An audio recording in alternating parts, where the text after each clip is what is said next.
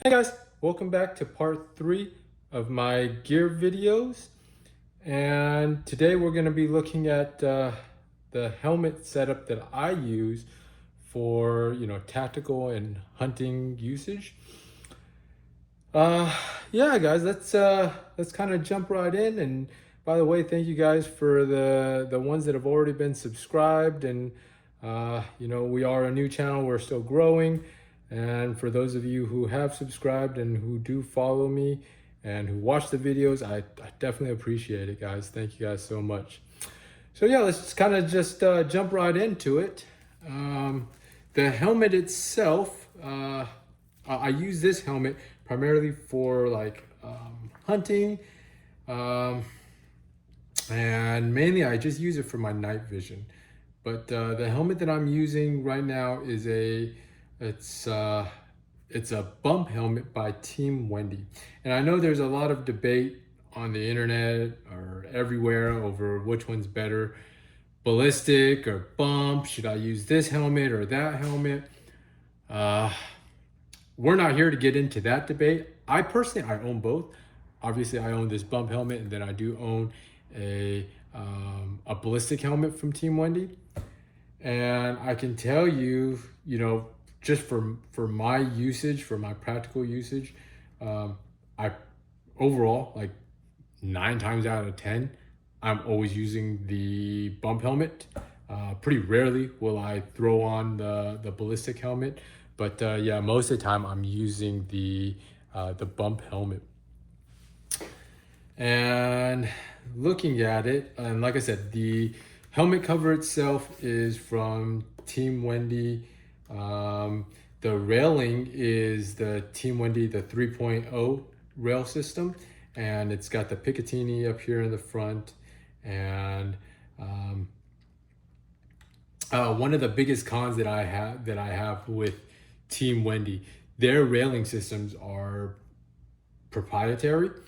So on my ballistic helmet, I put arc rails on because the arc rails, there are like so many third party companies out there that make mounts and accessories and all of that for the arc rail system.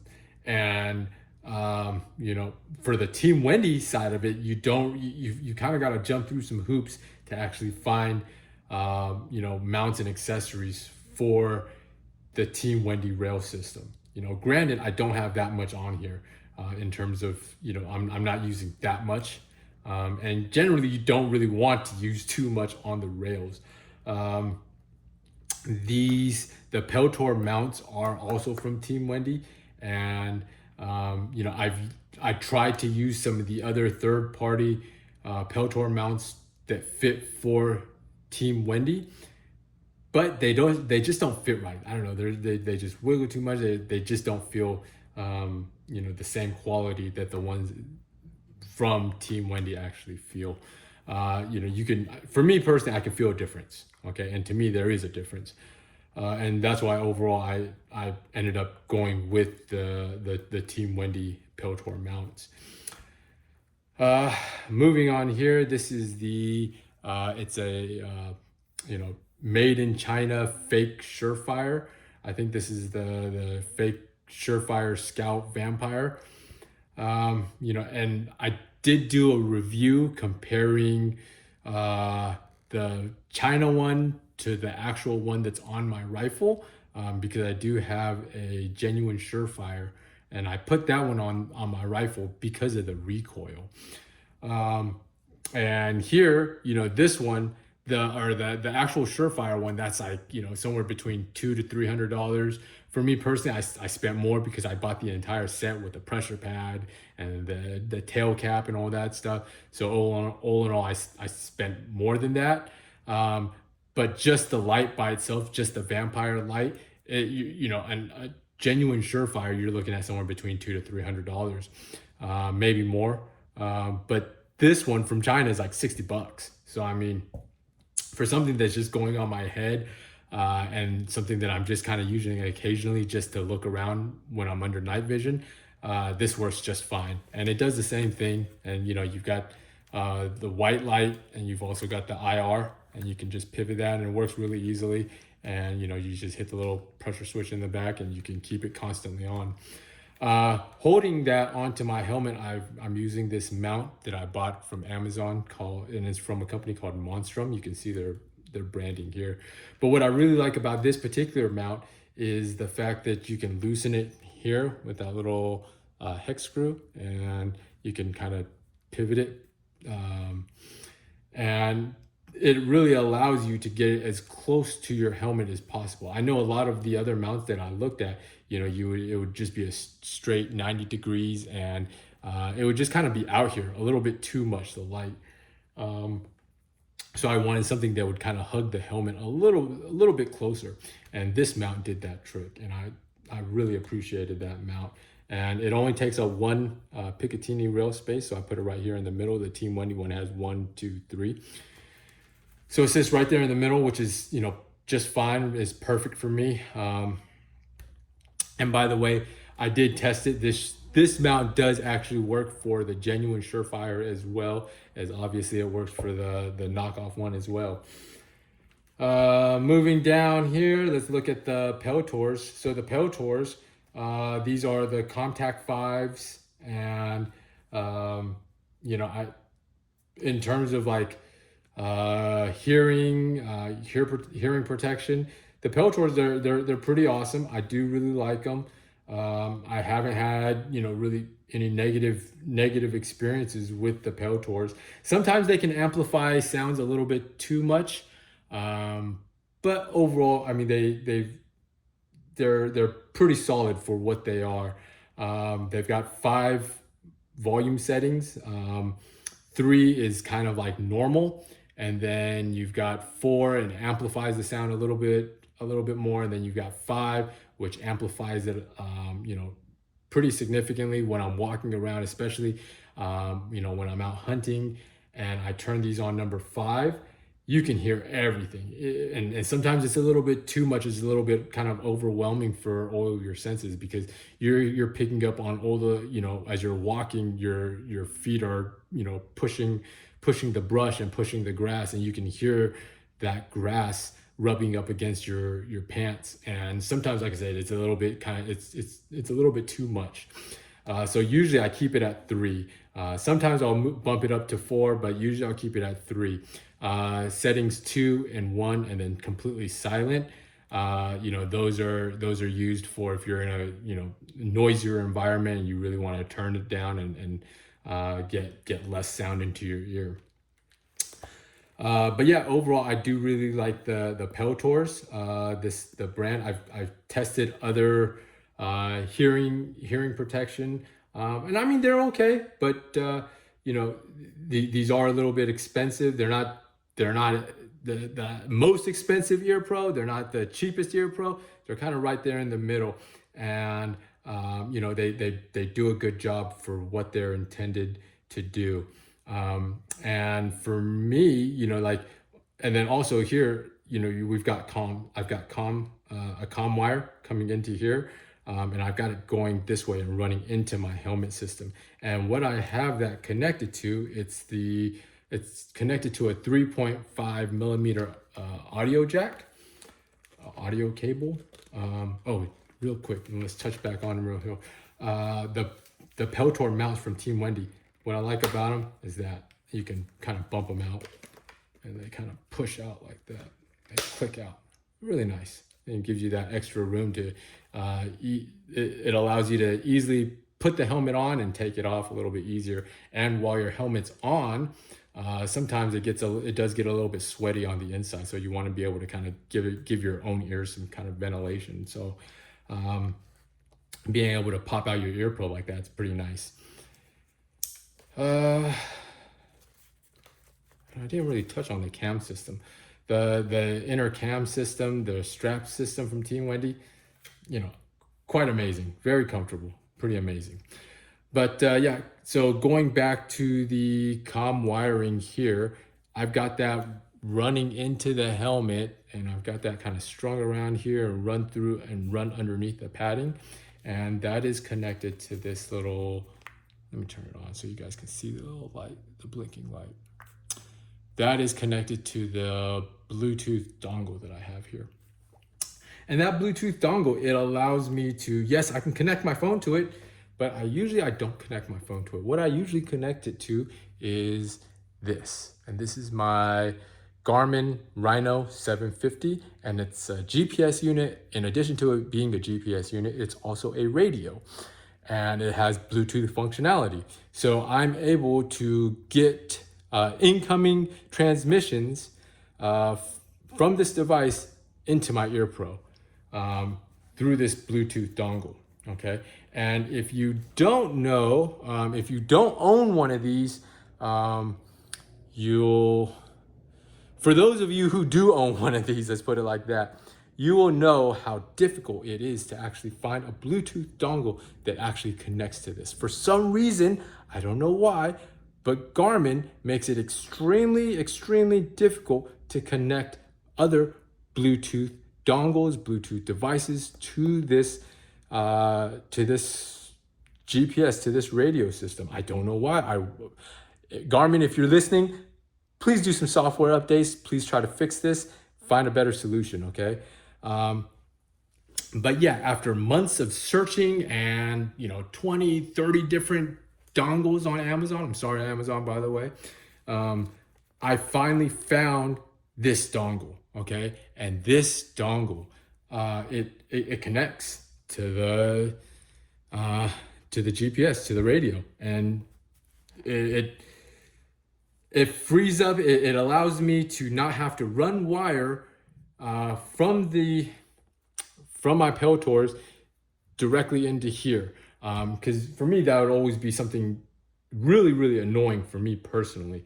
A lot of the times when I would be, actually like using comms like this and using it in conjunction with my plate carrier, I would always have to be connecting and disconnecting every time I would take off my helmet, remove my helmet, connect, reconnect, connect, reconnect my wires to the push to talk. And it wasn't that big of a deal, obviously, but yeah, it kind of gets annoying over time. And I'm sure for those guys that know exactly what I'm talking about, I'm sure you guys can agree with me on this one. But sometimes, I would come back from patrols being super, super tired, not even thinking about anything, and just taking off my helmet and just throwing it down. And but the wires are still connected to my helmet, so I'm just kind of getting a little bit pulled like this from my gear, because I'm just throwing my helmet down. I just kind of because I'm so tired, I just forget to unplug. So yeah, I kind of wanted to address that problem, especially with my hunting gear setup, and make sure that ultimately I don't have any kind of wires connected to my radio system, to my comm. And this Bluetooth setup, it solves that problem for me. So moving on to the other side of my helmet. So I've got this piece here, and this is a little dongle for my Streamlight Sidekick, okay, or not a dongle, but a little mount. And I like to keep that here. Most of the time, I never use it for this. Most of the time, this light stays inside of my belt system. But it is good just to have this as like a little admin light and be able to kind of move it around, and just gives me some, just a little bit of extra light. Because as you can see, this particular light, it doesn't move at all. It's stationary. But yeah, like I said, if I'm, writing something down, then it's good. And it also gives me a, red light too. So yeah, having this option here, that's great. Moving on to the back of the helmet. So on the back of my helmet, as you guys can remember on my plate carrier video, I carried 2 of these on the back of my plate carrier. And these are just, same thing. These are waterproof battery holders. On the back, on inside of this particular battery compartment, I carry enough to give me a full recharge on everything on the helmet. I carry 2 AA's, which are, for the PVS 14s. So I've got they obviously, they only use one AA battery, but I carry, double just to give me that kind of extra redundancy. So yeah, 2 AA's. And then here I've got a one CR123, and that's for the Surefire, fake Surefire. And then I've got 2 AA's, and those are for the Peltors here, and one on each ear. And the way that I've kind of put that in, I've got a little bungee shot cable here, and then I glued some Velcro here to that, and that kind of just sticks in and stays in place. And I didn't want it too rigid. I didn't want to stick it on too much, because if I stuck it on too much, when I'm going up against like trees or something like that, obviously it's going to hit. And I wanted it to be a little bit flexible, so that way if it hits something, it's still gonna stay in place, but it's just gonna kind of give me that, kind of little wiggle room, so to speak. So yeah, let's move on. Oh, by the way, we'll move on here to the night vision portion of it. So here in the front, obviously I've got my PVS 14 here, and I'm using the Wilcox mounting system. And geez, I wanted to go into, just real quick, I kind of wanted to talk about the Wilcox mount systems. Obviously I'm sure you guys have seen like if you guys are in the market for night vision, then obviously you guys have already been shopping around for, mounts and all that. But I've used the ones from like Amazon, like the made in China mounts. And you hold them right next to each other. You hold them you hold the real one in one hand, and you hold the fake one in the other, and you play with them. And seriously, they look the same. They feel the same. And it's really difficult to tell them apart. There are some slight tells, but it's pretty difficult to tell them apart, and the China-made copies do a pretty good job at reproducing the genuine article. However, the time that you actually notice the difference, and when you do notice the difference, it's a huge difference, okay? But you notice the difference when you're actually using night vision for what it's actually designed to do. When you have the night vision, when you have the PVS 14 like millimeters away from your eye, okay, the fake mounts, the Chinese mounts, they have a little bit of play. They have a little bit of wiggle room, okay? And when you have something, millimeters away from your eye, and it's constantly shifting, just a little bit here, a little bit there, a little bit here, it makes it really difficult for you to actually use your PVS 14s properly and to actually use them. Imagine trying to aim with your PVS 14 and you're constantly fighting the mount because it's constantly shifting on you, and it's moving away from your eye, or it's moving left of your eye, it's moving right of your eye. With the actual genuine Wilcox products, you don't get that wiggle. There is no wiggle room, okay? It is solid. It's a solid mount. Wherever you put that PVS 14, it's staying right there, okay? The only thing that's moving is the helmet itself that's moving around on your head, okay? But the mount itself isn't moving, okay? So, a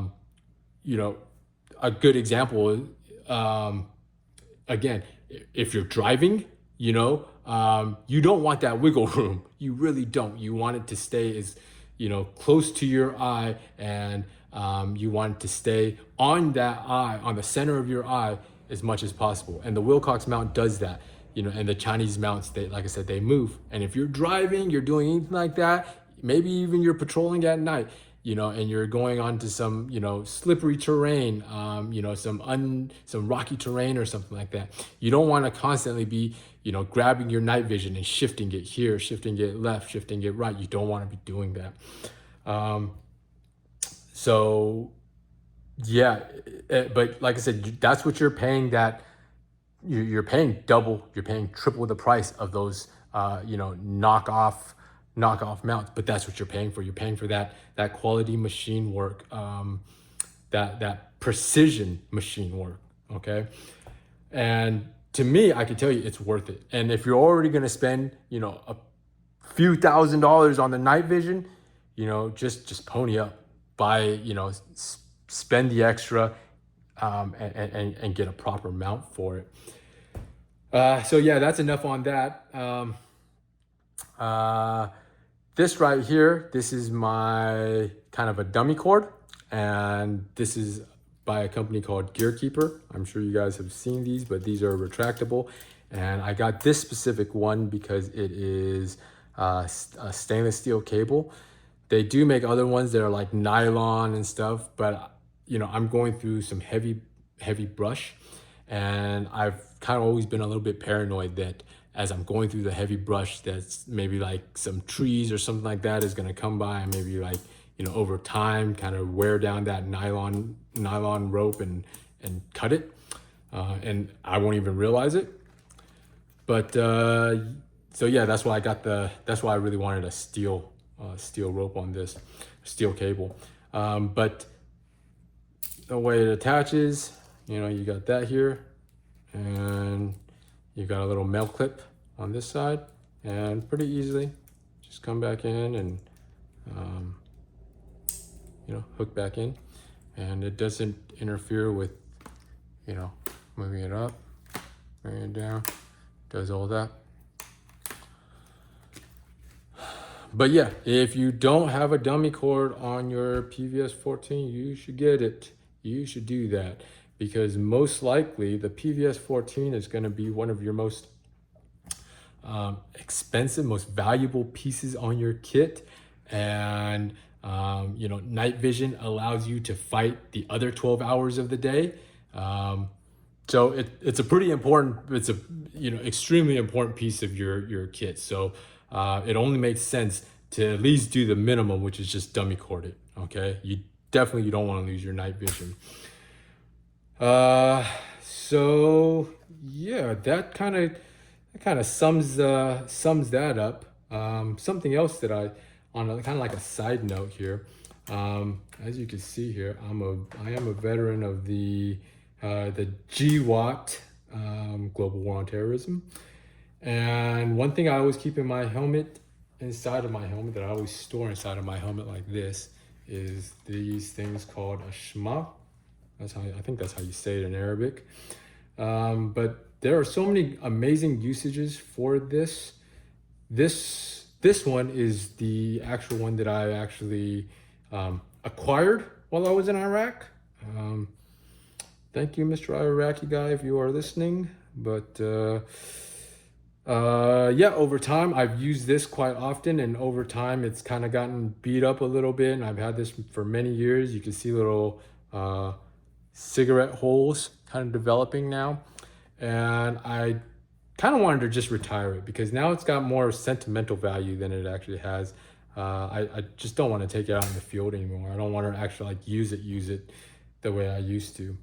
And I know it's really difficult to tell on camera, but the quality of this particular Shemagh it's quite amazing. And it's it's a really nice kind of a lighter material, but at the same time it's still pretty warm, really soft. I really like that. And there's a lot of like reproduction Shemaghs because they become kind of a popular item. So you see a lot of these other companies. I'm just throwing this one out there because I know they make them, like Black Hawk. I'm not picking on them, but I've purchased one of theirs and I returned it because the quality of the material, it's absolutely, it's not the same.